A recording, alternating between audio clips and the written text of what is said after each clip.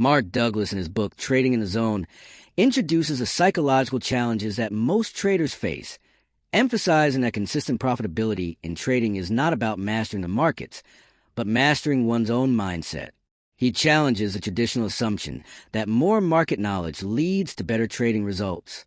Instead, he proposes that the real enemy of a trader is their internal mental and emotional state. Douglas sets the tone for the book by arguing that successful trading is a mental game, and this book aims to transform how traders think about risk, uncertainty, and their own behavior. Chapter 1.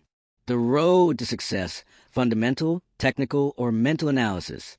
In this chapter, Douglas explains the difference between fundamental, technical, and mental analysis. While many traders rely heavily on the first two, he emphasizes that the true differentiator for consistent success is mental analysis. He illustrates how traders can have the right strategy but still lose money due to emotional reactions, fear, and a lack of discipline. He stresses that without mental discipline and emotional control, no strategy will consistently work. This chapter sets the stage for why psychology is the missing link for most traders. Chapter 2. The Lure and the Dangers of Trading. Douglas discusses the seductive appeal of trading, the promise of financial freedom, self-employment, and unlimited earning potential. But alongside this lure comes danger. New traders often bring unrealistic expectations and a lack of awareness of the risks involved. The lack of structure and external accountability in trading often leads to impulsive decisions.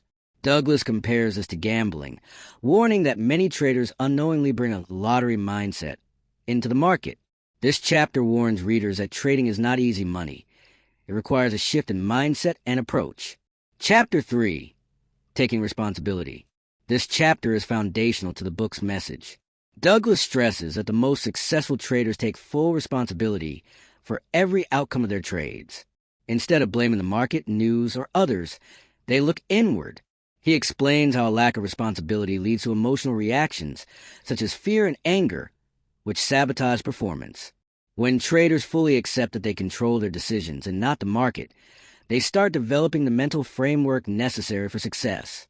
The concept of radical ownership is a key psychological turning point. Chapter 4. Consistency: A State of Mind. Douglas reveals that consistency is not a function of the market, but a function of a trader's mental state. Markets are random and filled with uncertainty, yet traders seek certainty. This internal conflict causes hesitation, second-guessing, and inconsistency. He introduces the idea that successful traders think in probabilities, not certainties. They have learned to detach from individual outcomes and trust their edge over time. Achieving consistency is about developing a calm, objective mindset that allows you to execute your plan without emotional interference. Chapter 5. The Dynamics of Perception. This chapter dives into how our mental filters and beliefs shape the way we perceive market information. Douglas argues that two traders can see the exact same chart and draw completely different conclusions because of their unique mental conditioning. Our beliefs create a lens through which we interpret market data, and these lenses can either help or hinder us. He encourages traders to examine and challenge their belief systems to uncover hidden biases that distort perception and decision-making. Chapter 6. The Market's Perspective. Douglas explains that the market has no consciousness. It doesn't care who you are or what you want. The market simply presents opportunities in a constant flow of information. He stresses that traders often project their emotions onto the market, expecting it to do something in their favor. To become successful, a trader must stop personalizing outcomes and begin viewing the market impersonally, from a detached perspective. This emotional neutrality allows better decision-making based on what is, not what one hopes or fears. Chapter 7. The Trader's Edge: Thinking in Probabilities. This chapter introduces one of Douglas's core concepts: thinking in probabilities. A trader's edge is not a guaranteed outcome. It's just a statistical advantage over time. Douglas uses a metaphor of a casino to explain that individual trade outcomes don't matter, as long as your edge plays out across a series of trades. Successful traders understand this and don't become emotionally attached to wins or losses. They treat each trade as one of many, and they execute consistently, knowing the odds are in their favor over time. Chapter 8. Working with Your Beliefs. Douglas encourages traders to examine and adjust their core beliefs about themselves, the market, and trading. Often, self-sabotaging behaviors stem from unconscious beliefs about money, success, failure, and risk.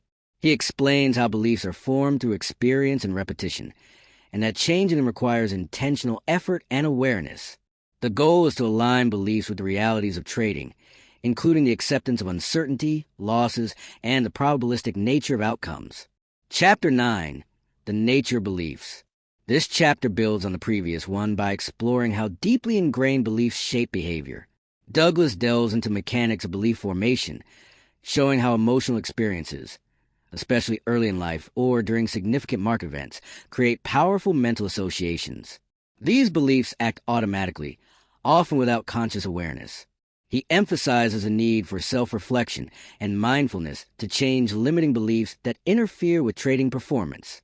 Change begins when traders replace old, reactive beliefs with ones that support discipline and objectivity. Chapter 10. The Impact of Beliefs on Trading. Douglas discusses how beliefs directly influence trading decisions. A trader who believes the market is out to get them will experience fear, hesitation, and inconsistent execution. In contrast, someone who believes in their edge and accepts uncertainty will trade with calm confidence. He explains that changing surface-level behaviors without addressing underlying beliefs is temporary. Real transformation comes from reprogramming how we interpret and emotionally respond to market events, which is only possible through belief change and consistent practice. Chapter 11. Thinking Like a Trader. In the final chapter, Douglas ties everything together. He outlines the mindset traits of successful traders: trust in their system, emotional neutrality, responsibility, and thinking in probabilities. He emphasizes that trading is a mental discipline. The real battle is internal. Developing the trader's mindset involves daily awareness, repetition, and commitment to personal growth. The chapter ends with encouragement, reminding readers that anyone can succeed in trading, not through more information, but through a complete shift in how they think and behave. At its core, this book, Trading in the Zone, is not about teaching you how to read charts or choose the perfect indicator. It's about teaching you how to think. The ultimate lesson Mark Douglas imparts is this: your trading results are a direct reflection of your mental and emotional state. No amount of technical knowledge or market analysis can save a trader whose mindset is rooted in fear, uncertainty, or unrealistic expectations. To be consistent in the market, one must become consistent internally, emotionally balanced, disciplined, and detached from outcomes. Douglas reveals that most traders mistakenly believe the market creates their emotions, but in truth, their own beliefs, fears, and expectations are what drive their behavior. This internal conflict leads to hesitation, revenge trading, early exits, and missing clear signals. He makes it clear that the market is a neutral environment. It doesn't care about your success or failure. It simply offers opportunities. It's how you respond to those opportunities that determines your outcome. The most important shift a trader must make is to think in probabilities. A winning mindset doesn't seek certainty in a single trade. Instead, it understands that each trade is just one in a long series where edge and discipline matter more than being right. Douglas compares a professional trader to a casino owner. The casino doesn't worry about any one bet because it knows, over time, the house always wins due to its edge. Similarly, a trader must let go of the emotional need to be right and instead focus on executing their edge over many trades. One of the deepest insights in the book is that beliefs create perception. What you believe about money, loss, and even yourself will shape how you interpret the market. This is why two traders can see the same chart and take opposite positions.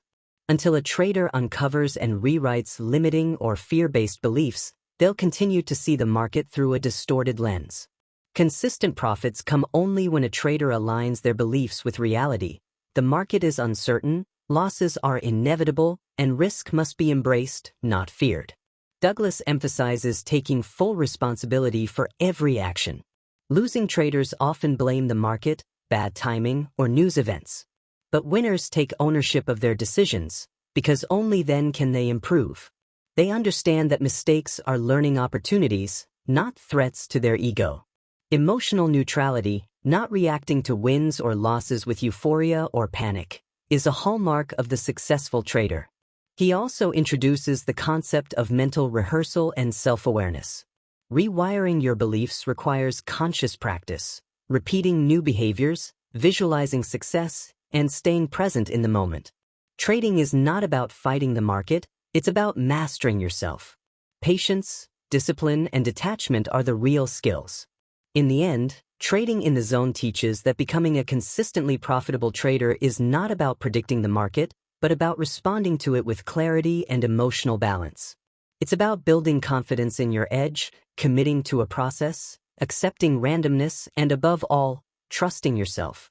When you stop trying to control the outcome and start managing your behavior, you step into the zone, the mental space where profitable trading becomes not only possible but repeatable.